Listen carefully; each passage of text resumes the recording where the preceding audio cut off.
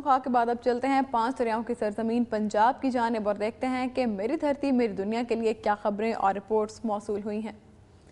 پسند کی شادی کرنے پر بھکر پولیس اہلکاروں کا شادی شدہ ایک بچے کی ماں پر سرعام تشدد برہنہ کر کے سڑک پر گھسیٹتے رہے۔ تھانہ میں مقدمہ درج کرنے کے لیے درخواست لے جانے پر پولیس سکاؤٹ ابرار شاہ کا غریب عورت پر تشدد۔ بکر کی نہر کالونی کی رہائشی شمشاد بی بی نے 4 سال قبل غلام عباس نامی شخص سے پسند سے شادی کر لی تھی، جس کا شمشاد کے بھائیوں ممتاز حسین اور راجمیر کو رنج تھا اور اکثر پولیس ملازمت کا فائدہ اٹھاتے ہوئے اپنی بہن اور بہنوئی کو ڈراتے دھمکاتے رہتے تھے۔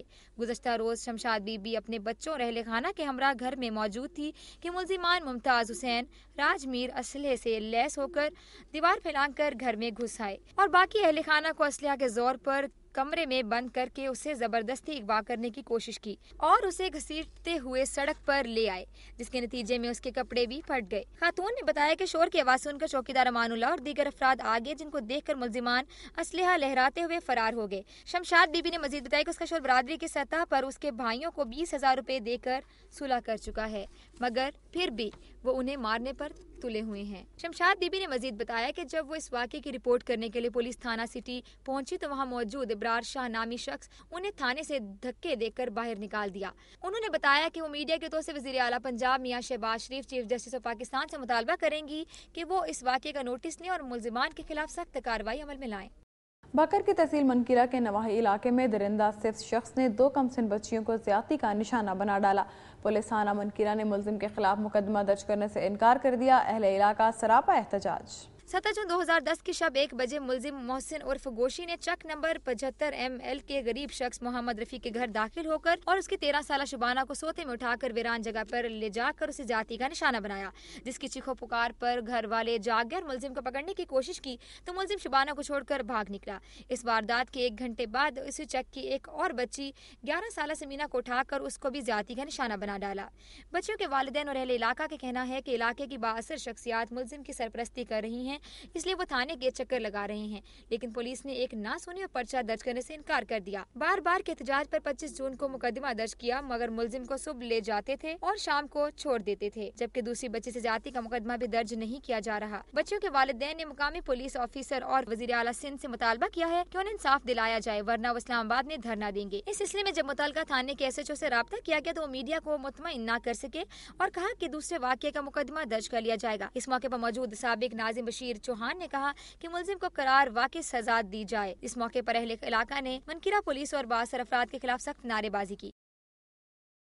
راجن پور میں ایک شخص نے کاروکاری کے الزام میں اپنی حاملہ بیوی اور چچا کو تیز دھار آلے سے قتل کر دیا۔ واقعہ نواحی علاقے کوہر مرکنڈ میں پیش آیا۔ جواں سال ملزم فرید بخش کو شک تھا کہ اس کی بیوی نظام مائی اور اس کے حقیقی چچا کے مابین ناجائز تعلقات ہیں، جس کی بنا پر ملزم نے اپنی بیوی کو گھر میں سوتے ہوئے جبکہ اپنے چچا کو اس کے گھر جا کر قتل کیا۔ پولیس نے مقتولین کے پوسٹ مارٹم کے بعد مقدمہ درج کر کے ملزم کی تلاش شروع کر دی ہے۔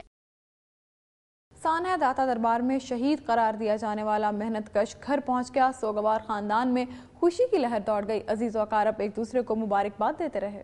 داتا دربار لاہور میں جمعرات کی رات ہونے والے خودکش دھماکوں میں شہید ہونے والے افراد میں سے ایک شخص کی شناخت گجرانوالہ صدیق اکبر ٹاؤن دھیلے کے رہائشی طارق پینٹر کے نام سے ہوئی، جس کی میت گجرانوالہ لا کر آہوں سسکیوں سے سپرد خاک کر دی گئی۔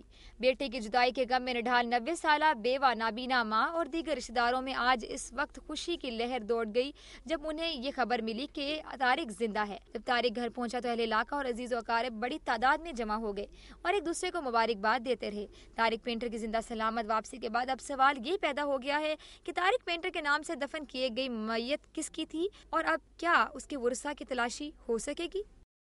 ڈسکا کے نواحی معاوضہ معلومہ میں 3 بچوں کے باپ ٹرک ڈرائیور کو گھر سے بلا کر فائرنگ کر کے قتل کر دیا گیا۔ ڈسکا کے نواحی موزہ معلوم مہی میں ایک مقامی رفاہی تنظیم اپنی مدد آپ کے تحت گلیاں تعمیر کروا رہی تھی، جس کے لیے مقتول عبدالرزاق نے بجری دینے کا وعدہ کر رکھا تھا۔ گزشتہ روز مقتول عبدالرزاق نے اپنے ٹرک سے گاؤں میں گلیوں کی تعمیر کے لیے بجری اتار دی، جس میں ملزمان اور ٹرک ڈرائیور میں تنازع ہوا۔ اس وقت معاملہ رفع دفع ہو گیا، لیکن شام کو مقتول عبدالرزاق کو گھر سے فون کر کے بلایا گیا اور گھر کے قریب ہی واقعہ چوک میں نمبردار محمد خان کے بیٹوں، پوتوں اور بھتیجوں نے عبدالرزاق کو فائرنگ کر کے موقع پر ہی موت کے گھاٹ اتار دیا اور فرار ہو گئے۔ مقتول کی 5 سال قبل شادی ہوئی تھی۔ مقتول کے والد لیاقت علی نے دنیا نیوز کو بتایا کہ اس کے بیٹے نے تو فی سبیل اللہ بجری ان ظالموں کی گلی کی تعمیر کے لیے دی تھی۔ ان کے بیٹے کا کیا قصور تھا؟ مقتول کے 3 بچے ہیں، جن میں سے سب سے بڑی بیٹی 4 سالہ عتیقہ، 2.5 سالہ بیٹا سمیع اللہ اور 4 ماہ کا ذبیح اللہ ہیں۔ تھانہ صدر پولیس کارروائی میں مصروف ہے، تاحال کوئی ملزم گرفتار نہیں ہو سکا۔ جامعۃ علماء پاکستان ضلع گجرات کے زیر اہتمام عظیم الشان نظام مصطفیٰ کنونشن منعقد کیا گیا۔ کنونشن میں گستاخانہ خاکوں کی شدید مذمت کی گئی ہے۔ JUP کے مرکزی سیکرٹری جنرل قاری زوار بہادر نے ناموس رسالت صلی اللہ علیہ وآلہ وسلم کے لیے ہر قربانی دینے کا اعلان کیا۔ آخر میں مقررین نے ملک کی سلامتی کے لیے دعا کی۔ علماء و مشائخ نے ملک کی یکجہتی اور سلامتی کے لیے مل کر کام کرنے کا عزم کیا۔ گستاخانہ خاکوں کی اشاعت کی صہیونی طاقتوں کا شاخسانہ قرار دیتے ہوئے حکومت سے مطالبہ کیا گیا ہے کہ آئندہ ایسے حرکات روکنے کے لیے اقوام متحدہ اور عالمی برادری سے اپنا کردار ادا کرنے کے لیے زور دے۔ لاہور میں داتا دربار پر ہونے والے خودکش حملوں کے خلاف اٹک میں احتجاجی ریلی نکالی گئی۔ جمعیت علماء پاکستان انجمن تاجران کے زیر اہتمام کچہری چوک اٹک سے احتجاجی ریلی نکالی گئی۔ ریلی کی قیادت صاحبزادہ نعیم احمد، ڈاکٹر قاضی امجد نے کی۔ ریلی کمیٹی چوک، فوارہ چوک، مدنی چوک اور صرافہ بازار سے ہوتی ہوئی فوارہ چوک پہنچی، جہاں مقررین نے خطاب کرتے ہوئے کہا کہ داتا دربار میں خودکش حملے حکومت کی مکمل ناکامی ہے۔ انہوں نے سازش کو بے نقاب کرنے اور دہشت گردوں کے سرپرستوں کو کٹہرے ملانے کا مطالبہ کیا۔ اس موقع پر فول پروف سیکورٹی کے انتظامات بھی کیے گئے۔ گوجرانوالہ میں PCB اور مشروب ساز کمپنی کی جانب سے جناح اسٹیڈیم میں ہونے والے انڈر 16 ٹرائلز بدنظمی اور سفارش کی نظر ہو گئے۔ ٹرائلز کے لیے آنے والے کھلاڑی سراپا احتجاج بن گئے۔ پاکستان کرکٹ بورڈ نے نوجوان ٹیلنٹ کو آگے لانے کے لیے مشروب ساز کمپنی کے تعاون سے جناح اسٹیڈیم گوجرانوالہ میں عظمت رانا کی سربراہی میں انڈر 16 2 روزہ ٹرائلز کا آغاز کر دیا ہے۔ ٹرائلز کے لیے آنے والے کھلاڑیوں کا کہنا ہے کہ انہیں PCB کے زیر اہتمام ہونے والے انڈر 16 ٹرائلز کے لیے اسٹیڈیم میں کوئی سہولت میسر نہیں۔ دور دراز علاقوں سے الصبح آنے والے نوجوان دھوپ میں کھڑے ہیں، جبکہ سفارتی عناصر گراؤنڈ میں داخل ہو کر باؤلنگ اور بیٹنگ کر رہے ہیں، جو سراسر زیادتی ہے۔ پورے ملک کی طرح رحیم یار خان میں بھی پیپلز پارٹی کے کارکنوں نے ذوالفقار علی بھٹو کی حکومت ختم کرنے کے خلاف یوم سیاہ منایا۔ ریلوے چوک میں احتجاجی کیمپ لگایا گیا ہے، جس میں MNA جاوید اقبال وڑائچ، MPA جاوید اکبر ڈھلو سمیت کارکنوں کی بڑی تعداد نے شرکت کی۔ کیمپ شریک کارکنوں نے فوجی عامر کے خلاف شدید نعرے بازی کی۔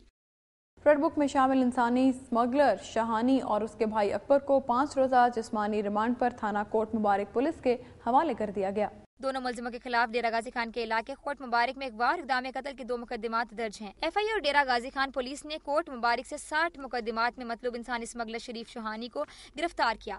شریف شہانی عرصہ دراز سے گوادر کے راستے مسقط اور دبئی غیر قانونی انسانی اسمگلنگ میں ملوث تھا۔ FIA نے ایک اور کارروائی کے دوران انسانی اسمگلر شریف شہانی کے تاہم ساتھی شاہ رخ کھوسہ کو بھی حراست میں لے کر اس کے قبضے سے 18 پاسپورٹ اور پاسپورٹ آفس ڈیرہ میں بک ہونے والے 70 ٹوکن بھی قبضے میں لے لیے۔ ملکہ کوثر مری میں 37واں 2 روزہ سالانہ جشن نزول قرآن کا روحانی اجتماع اجتماعی دعا کے ساتھ اختتام پذیر ہو گیا۔